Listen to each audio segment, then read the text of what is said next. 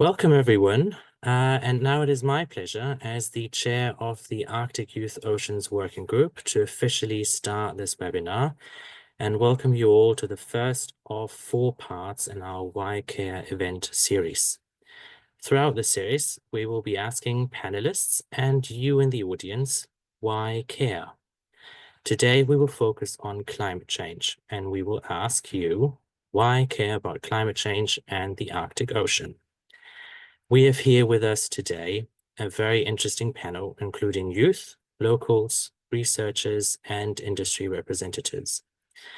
And without further ado, I would like to briefly introduce you all to the group that organized this event, namely the Arctic Youth Oceans Working Group. The AYO was founded as a working group of the Arctic Youth Network in 2019. The Arctic Youth Network is a leading pan-Arctic network connecting youth from around the Arctic and beyond to raise their voices on matters important to them. Since the AYO was restarted in autumn last year, we have grown to include now about 14 young adults with backgrounds in marine biology and conservation, ice sheet physics, international law, and many, many more. Together, we organize events and coordinate efforts for Arctic youth to discuss and collaborate on ocean-related topics. Concerned with our 4 key issues, climate change, biodiversity loss, pollution, as well as governance in coastal communities, we have, for example, organized this 4-part event series and given testimony to the European Union twice already. In all our efforts, we want to make sure that youth, especially those of Indigenous communities, are heard on important matters of Arctic Ocean governance. We follow the mantra, nothing about us without us. I will now hand over to Johanna to introduce you to today's event. Thank you very much. Again, a very warm welcome to this event. On this slide, you can see today's schedule. We will start with a brief introduction part, after which we will hear a brilliant keynote presentation about climate change in the Arctic Ocean. This issue will then be discussed in a moderated roundtable debate with a great panel. And in the end, you will have the opportunity to engage in a Q&A session. For this, I would like to highlight that we want this event to be a safe space, so please be mindful and respectful. You can ask questions in the chat anytime during the event, but they will only be addressed later in the Q&A. Here you can also ask questions directly by using the hand-raising function on Zoom. Our moderator will coordinate this Q&A session as well. And after the event, we will publish content about the webinar on our AYO website. Now, I would like to introduce our moderator, Sebastian Maria Karl-Heinrich Kopf. He works on international ocean governance, particularly in the Arctic and in the Atlantic basins, and is deeply committed to empowering young voices, especially when it comes to the future of our oceans and polar regions. And with this, I want to pass on to you, Sebastian. Thank you very much for this kind introduction, Johanna, and welcome everyone. Let us jump right in. Today's theme, climate change and its impact on Arctic waters, is incredibly timely and important. The Arctic is warming nearly 4 times faster than the global average, and these changes affect all of us, whether we live in the Arctic or not. So, let's get started. It is my pleasure to introduce our keynote speaker of today, Delphin Ruché. Delphin is founder and director of Rissa Citizen Science and a biologist with more than 25 years of experience in nature conservation around the world. Since his early 20s, birds and science have been his passport to explore this planet. And today, he brings us a deeply thoughtful perspective on how empathy and citizen science can drive meaningful change. In other words, how to begin. For our online audience, if you have any questions for Delphin, please post them in the chat. Delphin, welcome on stage. The screen is yours. Thank you very much, Sebastian, and a big thank you to AYO and Sebastian for welcoming me today, giving me this opportunity to talk to you about what we do at RISA and share some of my personal experience. And if I understand, I have about 15 minutes to give you this presentation. And I will start with personal story. I have been now working in the field of nature conservation for a long time, about 25 years, as Sébastien said, around the world, in different countries, different continents. And when I look back after 20 or so years, I realized that all these projects I had been working on, they had one thing in common. And this one thing was that we're failing. We're failing to protect nature. And of course, on the way, there's always small victories. And luckily, they are there. But when we look into the future, at least in my experience, a lot of those projects, they were quite negative. We're losing species, we're losing natural habitats, we're impacting the local communities, and the trend is just intensifying. And so there's a lot of people like me, and I'm showing this photo to start this presentation of someone feeling a bit lonely, because I think this is something that or people working in conservation is a feeling that is shared by a lot of us. At some point, I wondered, what is it that I haven't tried in the last 25 years? And that led to what is now this nonprofit that I founded and directing, and that is called RISA Citizen Science. And I'm going to talk about this a little bit. And I should, oh yeah, you don't see because I haven't shared my screen, but I will do it now.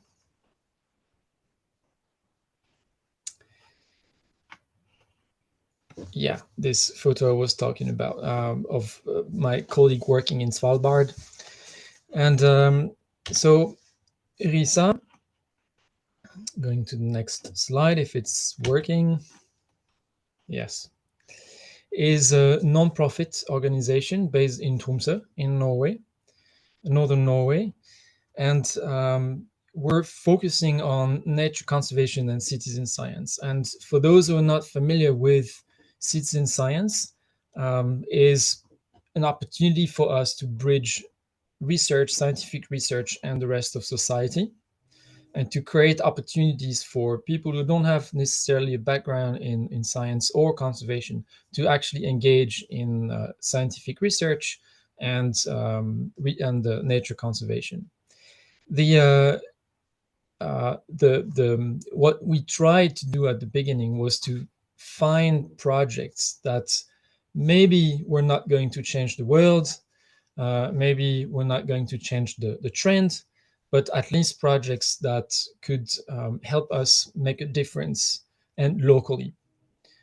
Also to give hope and to give opportunities for those who, like you maybe, and a lot of us, are a bit overwhelmed and sometimes a bit discouraged by what is happening around the world. And where do we start if we want to make a difference? RISA is creating this bridge between scientists and the rest of society. We have identified, and now we're running 9 different projects, and this is just a website of RISA, and you can have a look at the different projects. But today I want to focus on 2 projects because they are directly connected to climate change and to the ocean. And the first one is the first one that you see at on the top left corner, and it's a project about this species. This is a seabird that is highly endangered on the Norway's red list, which means that is facing a high risk of extinction in Norway in the coming years. The name is the kittiwake, the black-legged kittiwake. It's a seagull, it's a seabird, we've lost in Norway at least 80% of the population. It's a species that is affected by climate change, by overfishing, by pollution, and those changes that are happening very fast in the environment. it just happens that kittiwakes are declining everywhere in the nature, but they're coming to Tromsø and other towns and cities to find refuge. We've now formed a group called the Kitty Walkers. Why? Because they're interested in kittiwakes and they're walking through the city to do the monitoring of those kittiwakes and keep an eye on them. And you see on the photo here, 2 of the kitty walkers. They're not looking at the puffin, but they're looking at kittiwakes that are actually nesting. You see a nest here on the chimney and ventilation and 2 other nests on the window, and they're doing this monitoring. And I want to tell you a bit about what those kitty walkers are doing, because this issue that we have with kittiwakes is not only happening in Tromsø. It's happening in a lot of other places in Europe, kittiwakes finding refuge in those cities. And I'm hoping that maybe if you're close to Tromsø, you will join and be one of them, but also maybe find inspiration if you live in other places and where you have similar issues.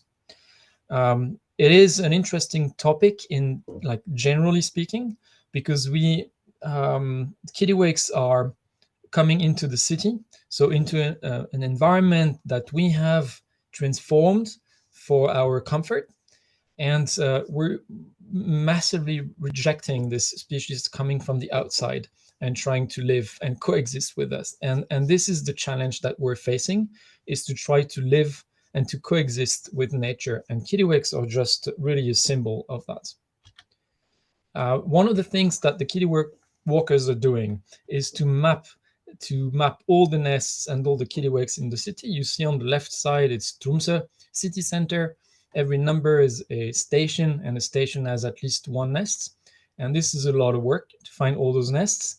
But there are people walking through the city pretty much every day and documenting the presence and the breeding success of those kittiwakes.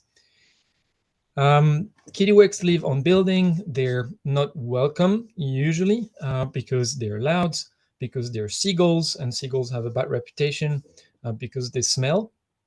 And so, as a compensation for the destruction of the nests and also provide alternative breeding sites, there are a few what we call kittiwake hotels in Tromsø, and you're seeing one on the right side. And this is also something that the kittiwalkers have mapped. You see each ledge has a number, and we're following the breeding success and the occupancy of those hotels. This is not a very easy task to do, and we used different methods, but this is just an example of how people can help. And you see here Philip, who offered to design and develop an app for RISA, which is the app that we're using now to collect all the information and save all the observations that we're making about kittiwakes and the kittiwalkers are using. We're also collecting a lot of the chicks, because once the chicks sometimes fall off the nests, unlike other species of seagull, if the kittiwake chick is not on the nest, the parents won't take care of them. And so we're dealing with a species that is very close to being extinct in the country. So every individual counts. And so we're collecting them and we're feeding them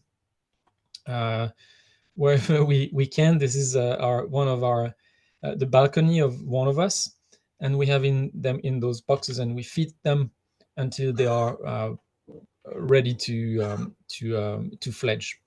This on the left is a chick that we found in the water that was not able to fly and was soaked like a sponge and was about to drown. So we rescued it and fed it until it was dry enough to fly again. And then after a few weeks or a few days, depending on how young those chicks are, we just release them. And we hope that in 4 or 5 years, because that's how long it takes for them to go back to the nests, they will come back to Tromsø and use some of the kittiwake hotels. And I added a QR code there. The presentation will probably be available if it's recorded. So feel free to scan, go back to the slide and scan the QR code. You see there, the kittiwakes are nesting on roofs. If you've been in Tromsø, this is a very familiar view. Kittiwakes breeding on roofs, on walls, on windowsills. And of course, some of the business or building owners are quite hostile to their presence. And one job that the KittyWorks are doing is going around interacting with the building owners and informing them about the legal status of the species, and telling them why they're in Tromsø, the different species of seagulls, and trying to raise awareness and encourage coexistence. This is an example of a hotel. You see the red building, it's a hotel. So people are renting a room just above the kittiwake nests. It is loud. So we go inside, talk to the manager.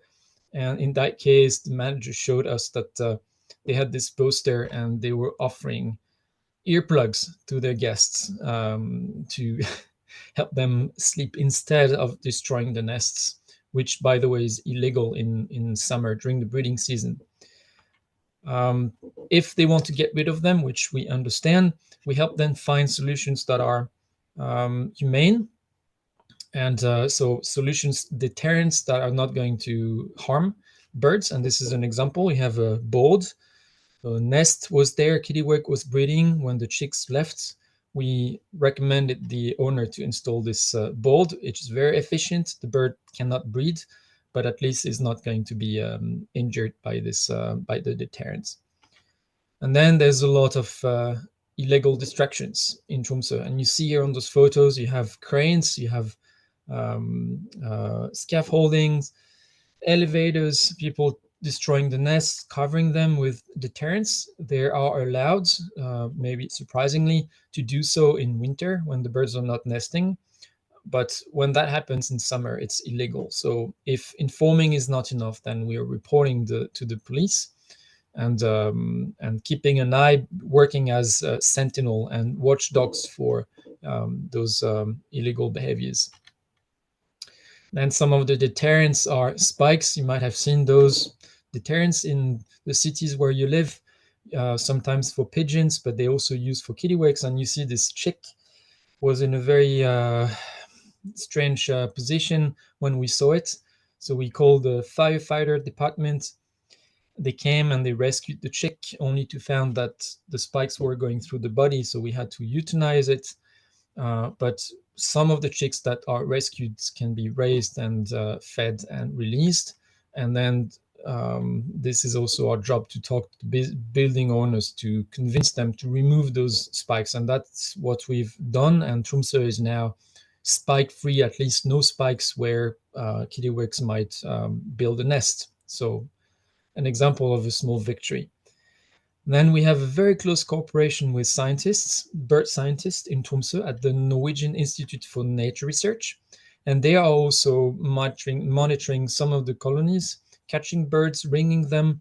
And for citizen scientists or young people or people who don't have the opportunity to get in contact, or so close contact with wildlife, with seabirds, it's quite a memorable experience and a way to connect with birds, which is probably the best if the goal is to raise empathy for this species. And of course, outreach, but I want to say a word about awareness, because of course, this is a very important part of our jobs. If you're an environmental educator, if you're a scientist, we all, if you want to protect nature, indigenous rights, raising awareness is the base. We always talk about this, but we also realize that knowing, so being aware of something, is not necessarily driving change. It's not a factor of change, in the sense that we can know about something, but it doesn't mean that we will care about it. And so the real question that we're asking ourselves is, how can we foster empathy for nature? How can we influence people's behavior? And that is why we think citizen science is such a good tool, because of course we raise awareness, but by doing, by using, having a physical experience, an emotional experience, by establishing this connection with the subject, then you feel emotions, and that is actually what we're human beings. We're not machines. We're just not a brain. We also a heart, and we have feelings.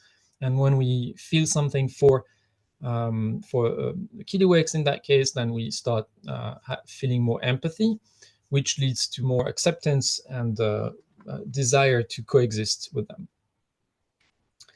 I'm going back to the website of RISA because I want to tell you about just a last project, and this is directly connected to the ocean.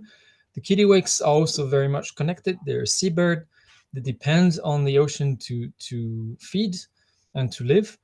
But the second project about kelp forest is obviously, the connection is also very obvious. I don't know how familiar you are with kelp forests, but they are present around the world, very often at high latitude, but not only. And we're losing them. In Norway, in northern Norway, we've lost maybe 80-90% of all the kelp forests. The kelp forests were initially growing along the coasts, and they were really underwater jungles. In some places you have, in a mature kelp forest, 300, 350 different species. Kelp forests are absorbing carbon in the ocean, they're releasing oxygen, they're filtering the water, they're capturing nitrogen that we're releasing massively into the ocean. They are nurseries for fish and other sea creatures, and they're gone because of different things, including climate change. The ocean is warming up, but also including overfishing. When you remove the fish, and especially the predators, the big fish from the ocean, you create an imbalance. And in that case, sea urchins that are actually native in northern Norway, it's not exotic, but they become invasive because their population is not kept under control by their predators. And then in the last 50 years, that's what we've observed along the Norwegian coast, a shift between what used to be underwater jungles, those kelp forests, into what we call urchin barrens. And this is what you're seeing here. It's an urchin barren. It's only rock urchins and a few other species, but very, very, very poor biodiversity and an ecosystem that is literally ill. And it's a dead end, ecological dead end. It's been like this for 50 years. That happened, really, it started to happen when Norway became a rich country and modernized the fishing fleet. That became very efficient, and a lot of the fish were taken out of the ocean. The photos that you're seeing there it's the first site that we started to restore. It's in the city center in Tromsø. It's along a jetty, so it's an artificial reef. It was built in 1903, and it's made of big boulders. And those big boulders, they create an amazing topography for marine life. A lot of caves, places to hide. So very, very, very good for marine life. But as you can see on the photo, it's covered with urchins, and we've measured up to 200 urchins per square meter. So you can see that on the right. It's just a carpet of urchins, and sometimes on top of each other, and they are grazing. They're overgrazing their resources, so nothing grows really there. And so when we decided to restore this forest, we did it with volunteers. They're called the kelpers. We want to help kelp, and the technical solution is quite straightforward. You lower the density of urchins and wait for kelp to settle and to grow back. We don't need to plant kelp, and that's what we did. We started 2 years ago. It was in October, and here we're 350 kilometers north of the Arctic Circle. So then we have the winter season. Sebastian knows a lot about this. It's very dark, but that's what we did from October, and throughout the winter we removed the sea urchins and lowered the density to 1 or 2 per square meter. And then it was February and the sun came back. We don't have sun here, sunrise for about 2 months. The winter season is very dark and very long, but the sun came back, and with the sun, the light came back through the ocean, and those rocks that we had cleared of urchins, we start seeing those things growing. It was super tiny, just a few millimeters. We didn't know what it was. And in just a few weeks, this, what you're seeing on the right, became a kelp forest.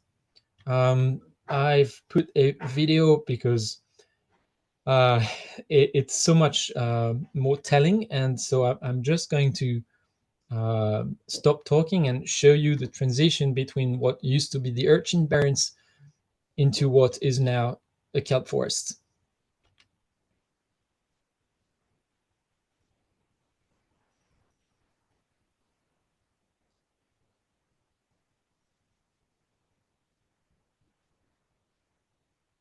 And this happened in just a few months. They say that kelp forest grows up to 40 centimeters a day. Probably not this species, but it's now very dense. The kelp is a few meters long. It's different species. There's a lot of fish, and including species of fish that we had not seen before. And we're documenting this. We're documenting the amount of effort that it takes to reduce the density of urchins and to get the forest back, and documenting the change in biodiversity. But this, again, is a collective effort, and maybe I want to finish with that, just to show you that, yes, it's difficult to have an impact as an individual. We all feel that. We're all very frustrated with that. But as an individual and working as part of a group, and you can see that we're organizing monthly events. So people join, they sign up, it's free. They come, they dive with us, they free dive, they snorkel, or they scuba dive, or they help from land if they don't want to go in the water. But this collective effort is really making a difference. It's only 150 meters of coastline. We're now starting a new site, which is much larger. And we are now working with industrial partners and other research institutes to scale up the restoration in Norway, developing tools to be more efficient, and finding ways to make it a profitable industry that hopefully will help restore those kelp forests at a large scale in Norway and other countries around the world. So that was my talk. I really encourage you to have a look at the projects that we have. And as I said, for two reasons: either you're close to Tromsø and you're very welcome to join, but also to find hopefully some inspiration to develop your own projects where you live.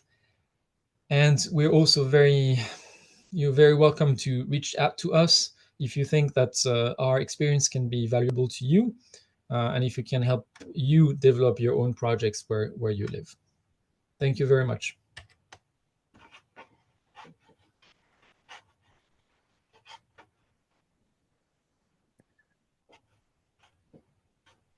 Thank you very much, Delphin. We'll just have this picture in our minds for a minute.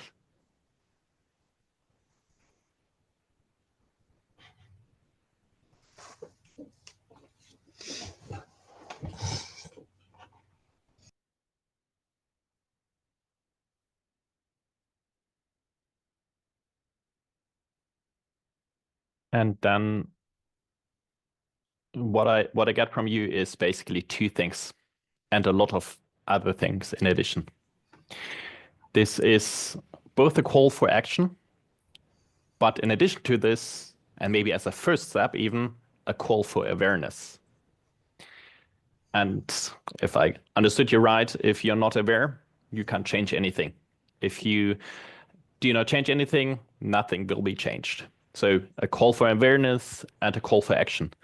Would you agree with this, or would you say, no, that's completely wrong? No, I agree with you. I think it's a call for action. It's a message of hope. And again, not because those projects are going to change the trend or the world, but of hope for individuals, people who think that they cannot have an impact as a person. And that is not true. We can have an impact locally. And those and this is important to keep going and not to be affected so much by the degradations that we're seeing on the planet. But when you're talking about awareness, I think I mentioned that it's a first step, very important. Of course, no one will argue against that.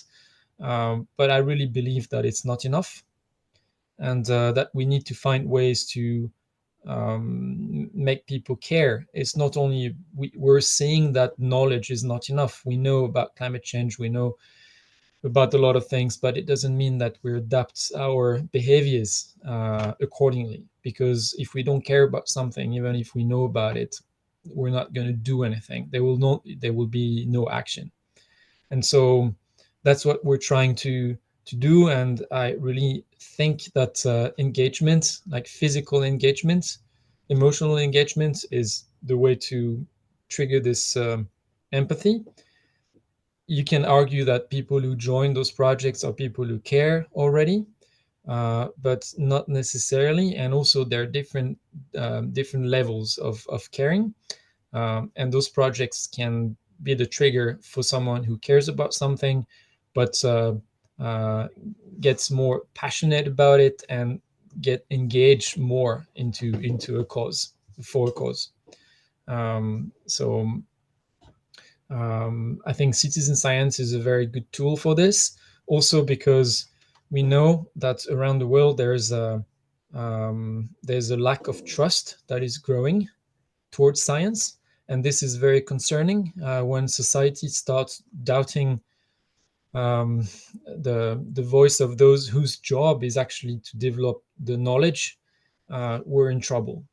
And the fact that we can engage people in science in this process of from the very beginning, which is developing the methods, but then into collecting data, into making the app that we're using to collect data, and then doing the data analysis, the writing, the communication, then it's a way to develop a sense of ownership and to reestablish or to address this lack of trust in science.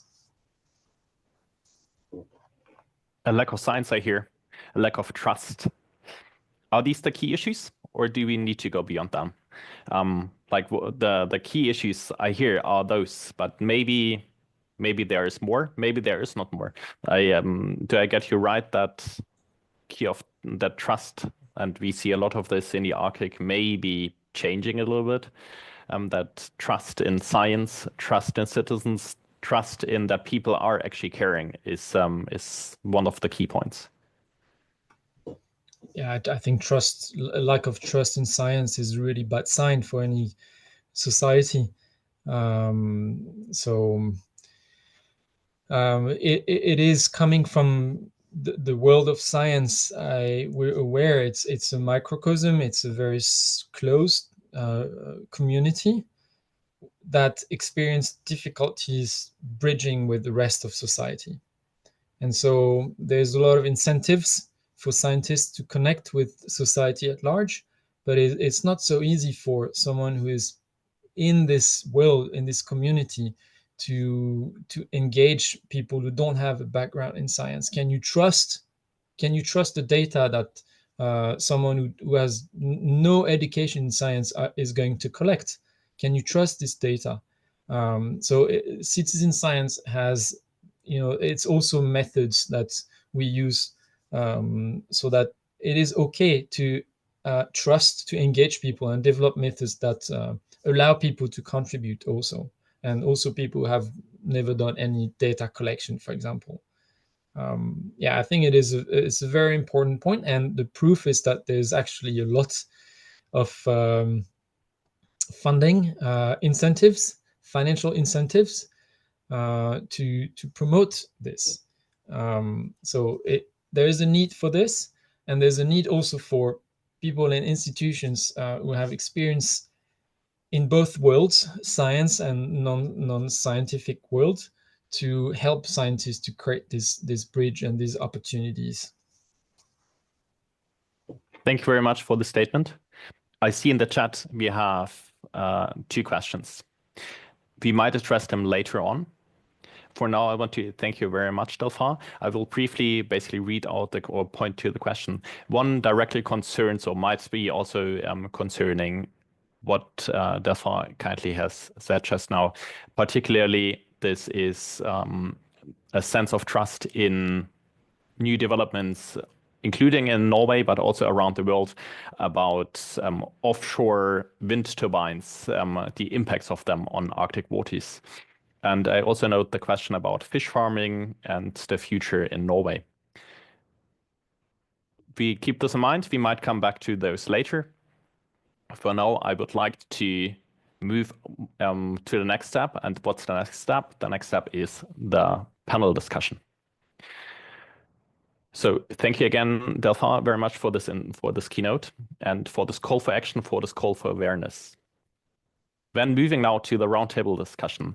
The audience, please keep in mind at any point you can ask questions and that we then can put to the audience. The next around 30 minutes will consist of a coordinated roundtable discussion. After this, we will open up to questions to the audience. So please keep questions in mind and you may already put them into the chat. Our first panelist is joining us from Gatineau in Quebec. I welcome Samantha Mcbeth. Samantha is a polar biologist, a field researcher and science communicator with over a decade of experience connecting people to the polar regions. She's also a polar adventure guide and the founder of ECOP Canada, Early Career Ocean Professionals Canada, created in 2021 to amplify early career voices at the UN Ocean Decade Program. Next, we welcome Anna Lauenburger, a master's student in polar law at the University of Akureyri in Iceland. Anna's academic journey centers on the rights of nature, environmental protection, and governance frameworks in polar regions, and particularly in Antarctica.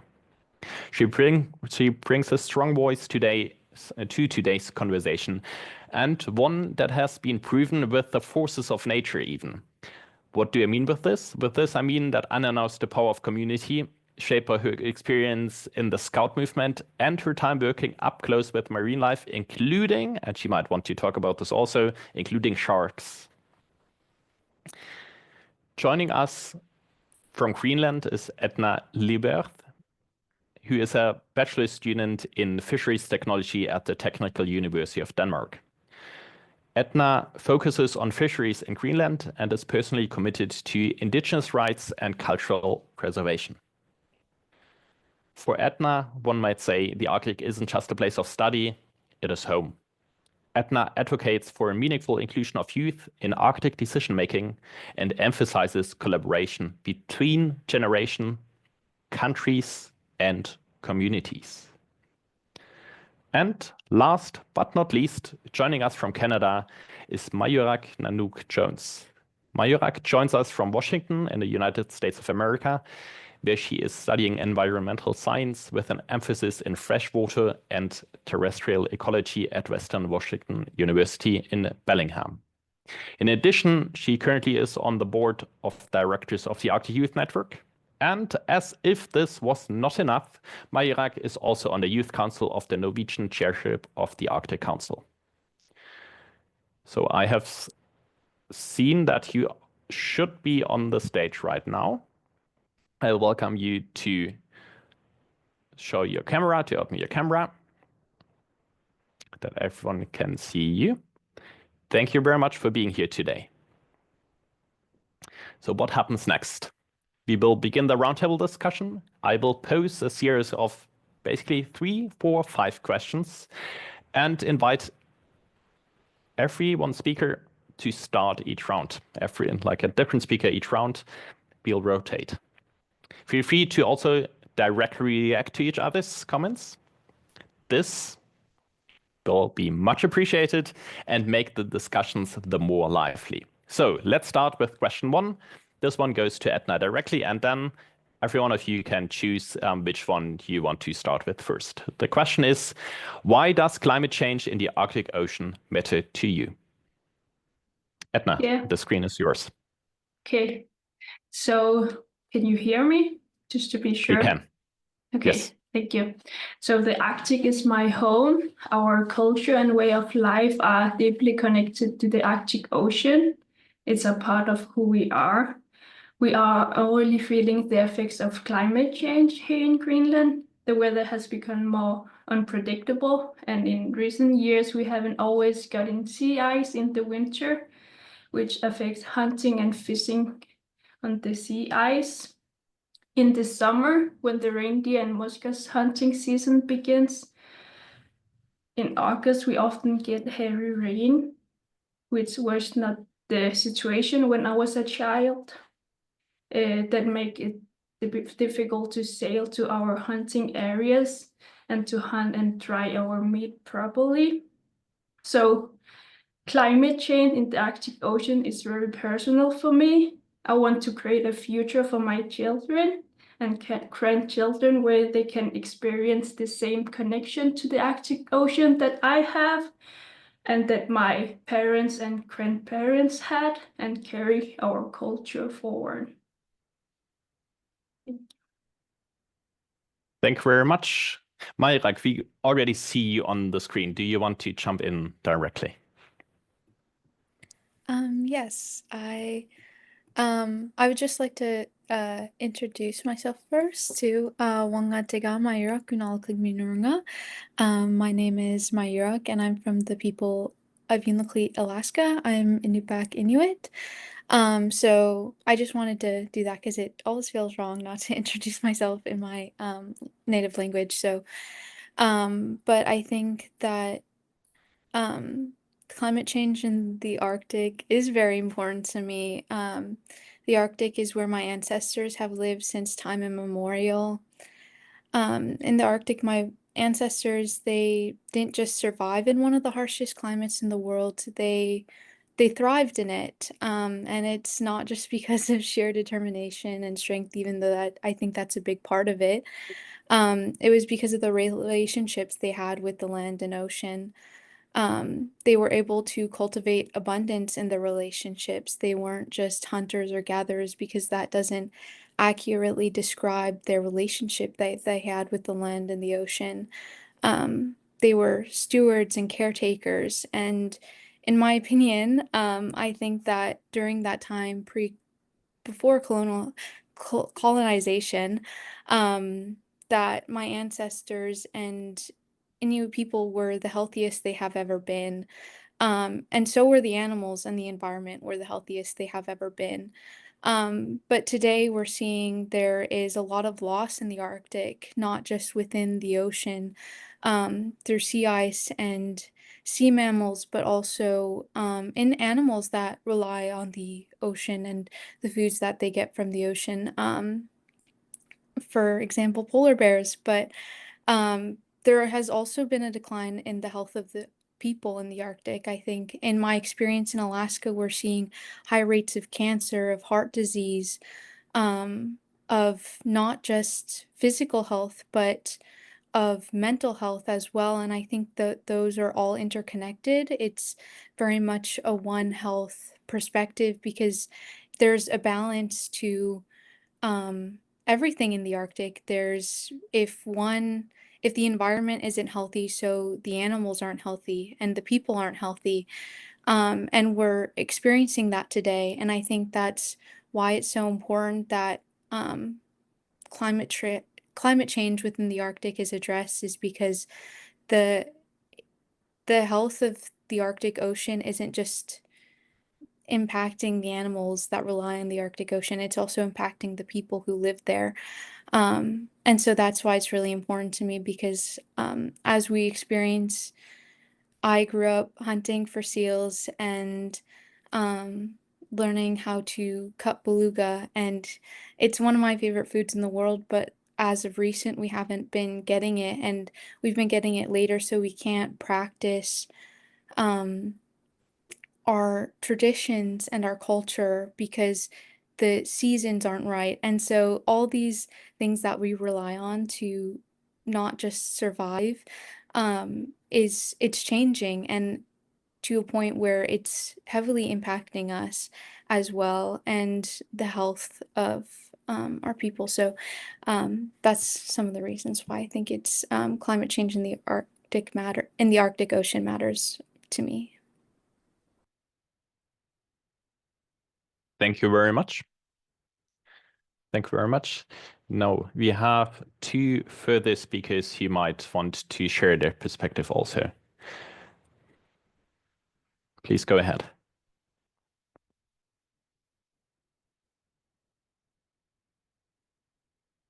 Whoever wants to go first.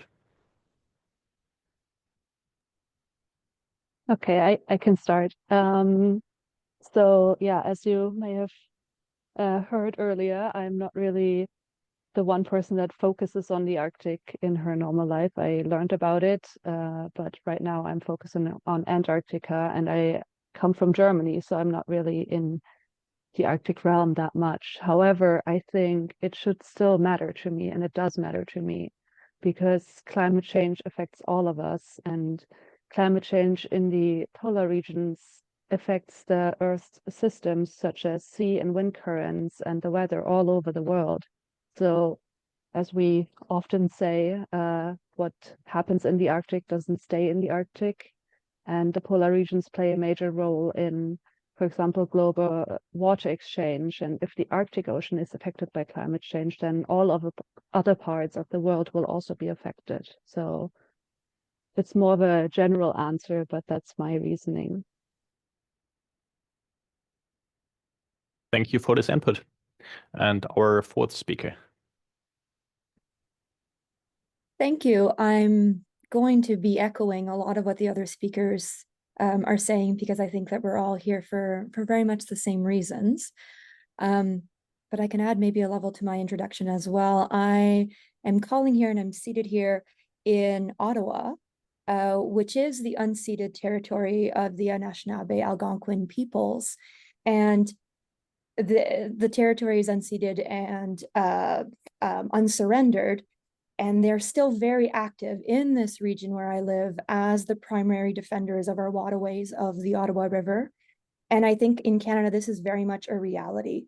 Everyone who lives here has either an immemorial connection to the land and the places that we have in this country, or are here as settlers and are also members of those treaties as neighbors, as co-inhabitants of the land. So the Arctic is beyond just the climate change issue. It's about working together to care for these territories where people have lived for a long time. Though I will say that the Arctic in itself, in the context of climate change, is extra important because it's happening so quickly there compared to anywhere else in the world. The Arctic is a canary in the coal mine, even more so than Antarctica, which is also highly affected by climate change, but does have the advantage of the polar current conversions, right? The Antarctic conversion that does protect it a little tiny bit more than the Arctic does. The Arctic, by being an ocean surrounded by land, is extremely influenced by the territories around it and the territories around the world. So by focusing on the Arctic as an issue within the context of climate change, we're just addressing the first bit of that fire before it continues to spread across the world. So that's why I think focusing on the Arctic and working on climate change in an Arctic context is really important as a way to support the people living there, maintain the traditions and culture, provide support, but also really address it as an area where climate change is just substantially faster than anywhere else. And it's an unfortunate laboratory of what is to come. And maybe on a personal matter, I've been very fortunate to go up to the Arctic many times across the polar region, and it's incredible. It's stunning. It's beautiful. The culture and the people are wonderful. The land is indescribable. And this goes back to Delphin's point of, yes, we can be very rational about the Arctic, but once you get to experience it yourself, it just lives in your heart as well. And I think there's a really strong argument to be made about making people fall in love with these regions and making people understand that by protecting the pole, you protect the planet, right? And I do firmly believe that the avenue to that is through the people who call those regions their home. People who call regions their home. Awareness, action. We've heard all those words, maybe not for the first time, but in a very powerful way. We also heard this from Delphin. Awareness, the need for awareness. Sometimes it is said awareness is not everything. We need to move from awareness to something else. And particularly what includes sometimes citizen science, what Delphin also talked about, and what includes youth is a call for action. Something about like how to actually get heard. It's something to be aware, but to be heard might be a different story. Do you want to share your perspective on how that can be achieved, how youth can be heard in a meaningful way, not as a token, but with actual consequences, in a meaningful way? Whoever wants to start, and if you want to, if one wants to jump in, please go ahead.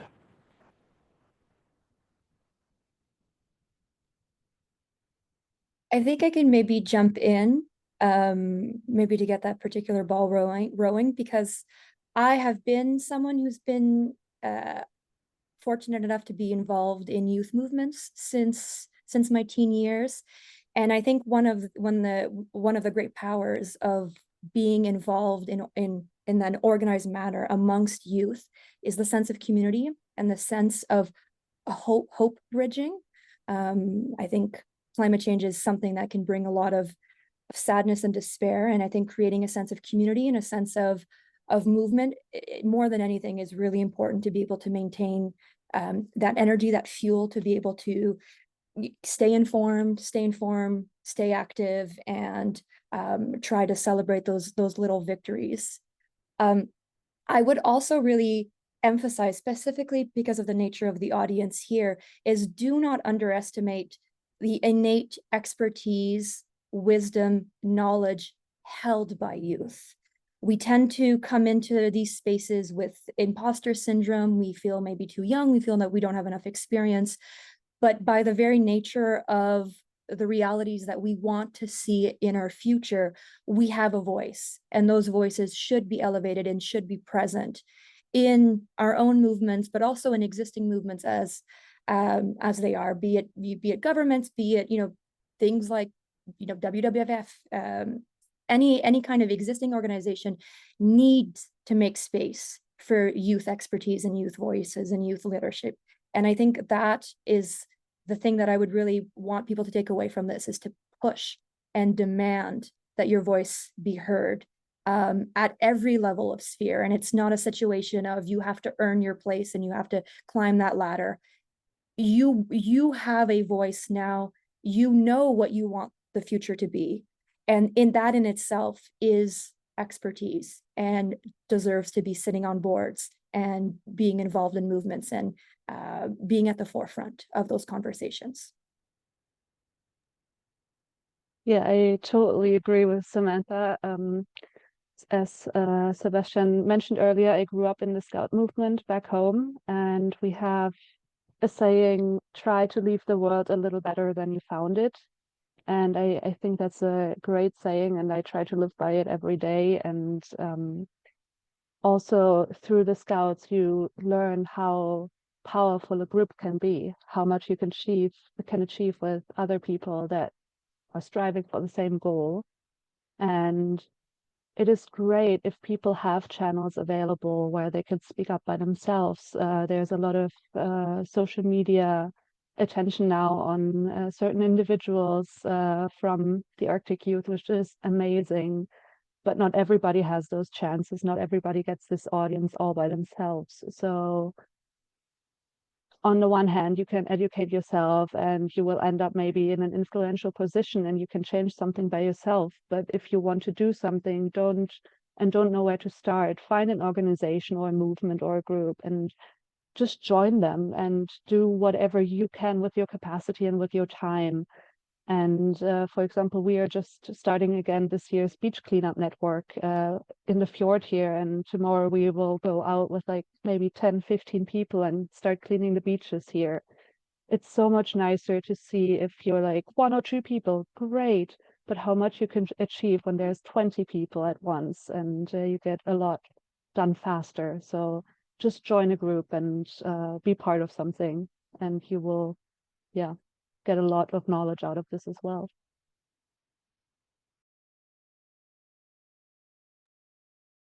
I see we have a hand raised. Before we move to Delphin, we have another panelist who might want to add for a few.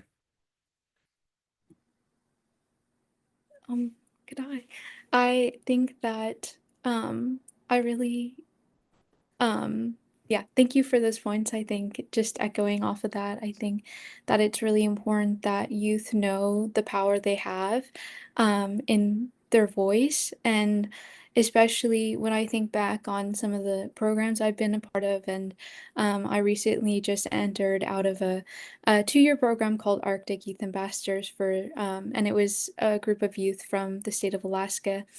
And there was a few of us who had who had an idea. And in 2022, in September of that year, we had one of the biggest storms we've had in quite a long time. It was Typhoon Maiyuraq that swept over 1,000 miles along the coast of Alaska.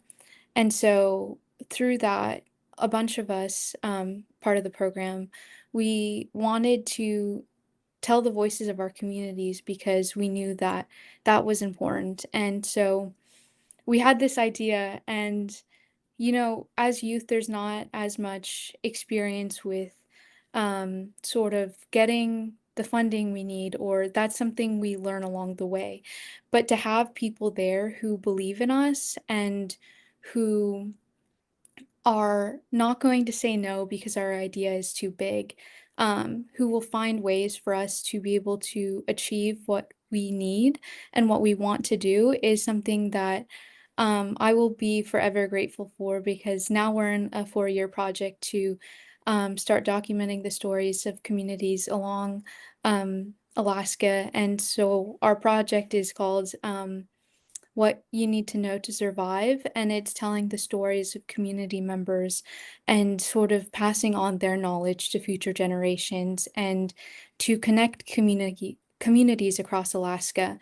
And because of that, because the ideas that we had within that group of youth, we were able to achieve something that we didn't think was possible at first, but because people believed in us and helped us get the funding we needed. We need more people like that, to people who believe in youth and won't tell us that our ideas are too big to achieve. And even if you might think our ideas are too big, it's re-examining the way you're thinking and saying, how can we make this possible? And finding those ways to make those things possible. And I think that's what to have youth be fully seen and fully heard is we need more people like that, who don't think our ideas are too big or impossible, and will find ways to make sure that they happen. So thank you.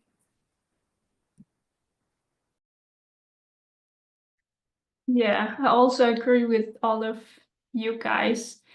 I think it really helps when we as youth build networks and reach out to each other to share knowledge and support each other.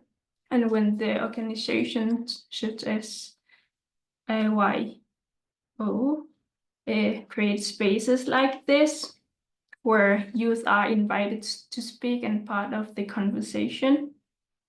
But I think most importantly, it's about showing that youth voices are valued, as Maiyuraq said, and that you not just listen once, you continue to work with youth and you show results when you work with youth, because sometimes it can feel like a waste of energy when we as youth come to spaces like this and we felt that we were heard, but there are no results. So it's really important to show results when we are invited. Thank you very much. I see Samantha has his hand here. Before we jump to you, Samantha, the screen is yours, Delphin. It appears we cannot hear you for the second.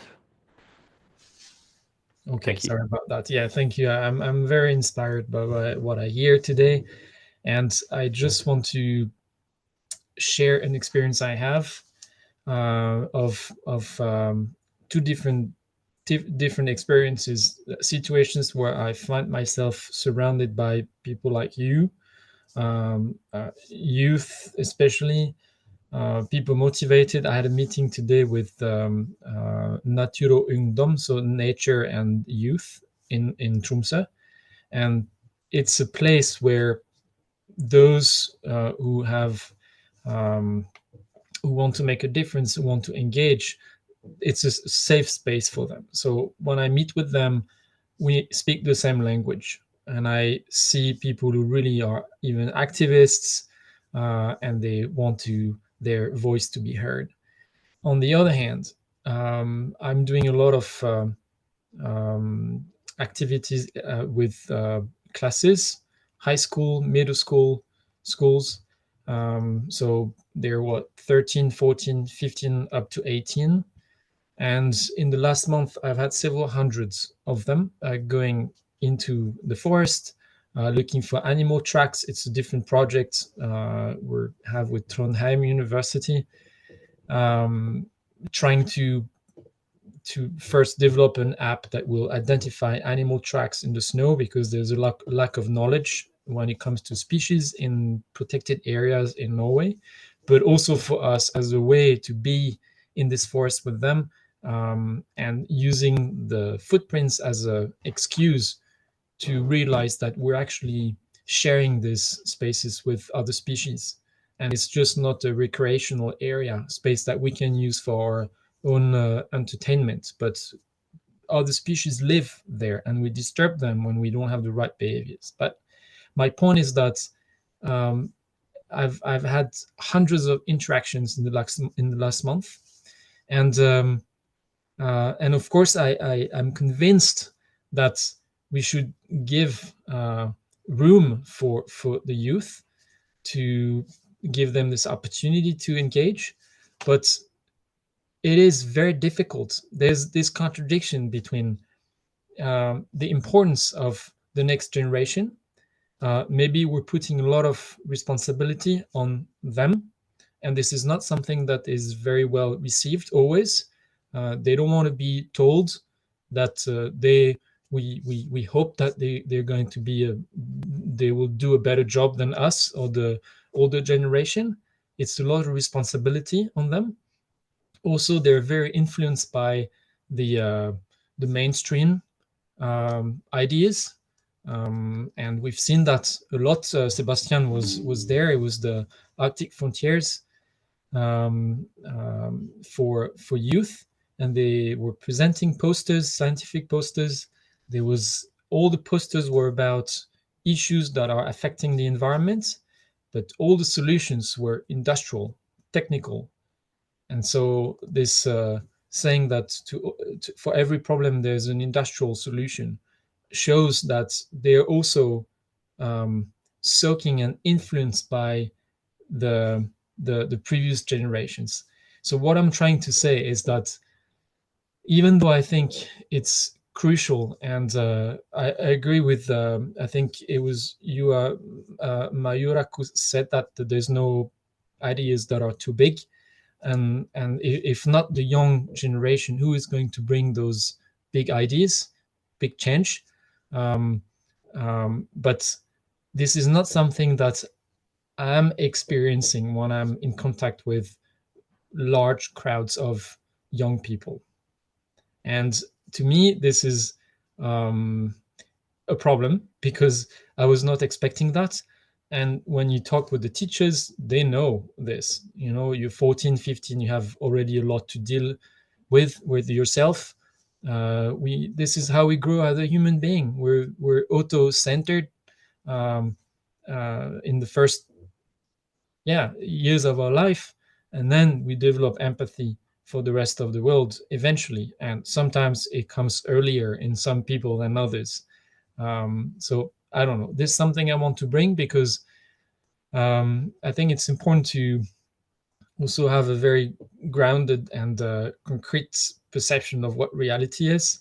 And I'm sometimes afraid that the young generation is not what we hope it is for the future.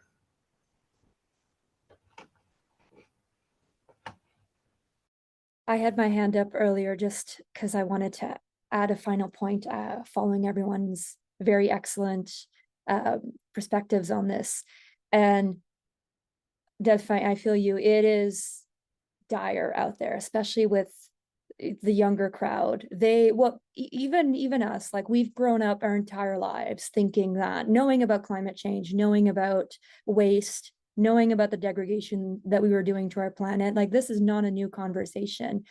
And we were raised with those dialogues and what could you do and things like that. And it's ground down a generation of people to a level of hopelessness. And I think that more than anything in the climate change crisis and the climate change movement is the biggest demon to fight, that and apathy.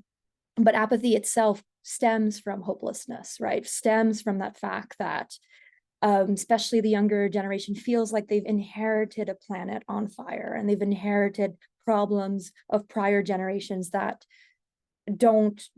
prior generations don't want to solve, or are choosing technocratic capitalist ways to solve, which isn't enough, right? Is an argument could be made that is not the solution at all. So I would really emphasize that piece for people. Like youth leadership in the climate movement has to be chosen, right? People want to be in those spaces. There's no obligation, and the conversation can't be guilt tripping people into caring, because that doesn't work anyway. And it's already contributing to a general low level of mental health that people have related to the crisis, right? That being said, polls show that people are aware of it and are worried about it. Like they express worry, but they feel helpless. And I think that's where a lot of like these conversations and these tools also need to go. It's how do we support each other? How do we live hopefully, right? How do we express our actions towards mitigating climate change, fighting climate change in a hopeful manner? You know, that has to be inward facing, but also within our groups. And we have to create space for that mental wellness and that mental awareness. And it can't be everyone's responsibility. So I don't have a clear-cut solution here, of course, because it's a massive, massive problem. But I am a firm believer, especially when talking to the younger crowds, of teaching hope. Of the French term for it is la pédagogie de l'espoir. You have to frame things in a hopeful manner because there is no other alternative. The opposite of that is nothing, right? Is apathy.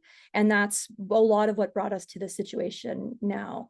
And there is no project too big, but I would also make an argument that there is no project too small. If people just want to clean the creek behind their house of plastic, if people just really want to consume everything under the sun about how much they love blue whales, that's a start. That's a beginning. And your examples of bringing people in nature and creating that initial connection, because people are being taught that, you know, bugs, gross, ew. And to be able to just like have a counter to that is already a beginning step, right? Where people need to know that they're in nature, they're part of nature, and they're welcome to care for it and love for it and hope for its betterment, right? So yeah, a lot of different things there, but I guess my point is don't let yourself get discouraged, and it's okay to take breaks away from these kinds of movements because it is heavy. But the alternative of nothing is worse, right? So we have to try what we can, and no project too big, no project too small. No project too big, no project too small. With these words, I'll hand over to Maiyuraq. Yes, I just wanted to add one more thing on both the topic of empathy and hope, because first I'll say that especially when it comes to empathy, it's not something that people gain and they keep. It's something you need to constantly practice. And especially when it comes to the environment and to others around you. And second, I think that all action needs to be out of hope, because if we are hopeless about our future, then it will lead us to no action at all. We need to have hope that we could create a better future for not just ourselves, but future generations, even though we may not be able to see that future. And I think with that thinking, it's one of the 7 generational ways of thinking is that in 7 generations, what is the future that you want for those people? And I think we need to start changing our mindset. And this comes into with hope and the actions that, especially among youth, because the actions that I take now, I may never be able to see, for example, caribou come back to my hometown of Eden-Laclede, or be able to walk on the sea ice again. But my hope is that the future generations, my children or my grandchildren, or 7 generations from now may be able to do that. That they may be able to walk on sea ice again, and they may be able to hunt caribou again. And with that, I think that we need to be able to, in terms of youth and how we want to fix our future these problems that we're seeing within the environment, is we need to be able to change our mindsets and be able to see the world in a different way than we are currently seeing it now. Because I think that within our governments and within our different institutions, is that it's built on a lot of power and fighting for power, and as well as powered by greed for both money. And I get that it's important for our current economy, but I think that there's no way to be able to sustain that today, and especially when it comes at the cost of our environment. And I think that a lot of the ideas about how we will solve our future problems, even though they come at, as you had mentioned, are very much industrialized, but I think a lot of that could come out of how people who our mentors and the people we look up to tell us that our hopes are too big to achieve that, because, for example, our representatives or the people in our governments aren't going to listen to us because the way that we want our future is not going to fit their idea of what they want, and the idea of the government, and ideas of how to run our current societies and our current nation. So I think that when it comes to that, we're expected to change the way our ideas and our solutions to our problems to fit other people's ideas of what they want. For example, I was talking to meeting with representatives and senators in my government, and I was told that my ideas and thinkings and my want for a future where I don't have to worry about mining in my region of Alaska, or for more oil drilling to be opened up in Alaska, I can't say that to my senators or representatives because they won't agree with me and they'll automatically shut off. So we have to alter the way we're speaking and alter the way our solutions and our ideas to fit their needs and fit their wants. I think that comes a lot with when we're in conferences or ideas, is we have to alter the way that we're thinking and alter ideas and our solutions to fit other people's wants and needs. And I think we need to stop that. And I think we need to, our ideas and our solutions are the only way that we can move forward to an environment where in the next 7 generations, they'll have sea ice and they'll have a healthy and clean future. And that's what I really want. So I think we just, in our mind, when we tell people things, and I think we just need to be more cautious about that and alter our way of thinking to not just think about ourselves, but think about past us and forward. And so with that, I think it also gives me hope to continue what I'm doing. And that will lead to action. So thank you.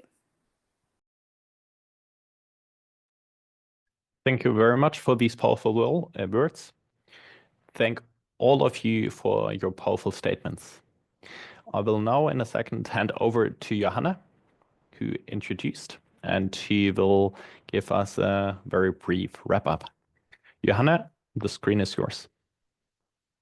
Thank you very much. I hope you can hear me well. And thank you again to all the great input that we got from our keynote speaker and from our panelists. I mean, the main key takeaways that I got from this event, I would say, is that first of all, it's important to involve everyone, not only in the research, but also in the effort to combat climate change in the Arctic oceans. I think we got different methods for this presented. Keywords here were the citizen science or youth initiatives, and perhaps the emotional experience or the emotional engagement with the topic is of most importance here. Furthermore, it was emphasized that the environment and the people are connected, and that especially the health of the Arctic ocean is impacting nature, animals, and humans. And I think what was really strongly highlighted was that community is needed to empower voices and also to create a bigger impact with collective effort. And then last but not least, I think it's most important, as Mayu said, to change your mindset, to be hopeful also, and to think big. And then after you have done that, to bring this into the spaces. And for this, of course, we need the spaces to be heard.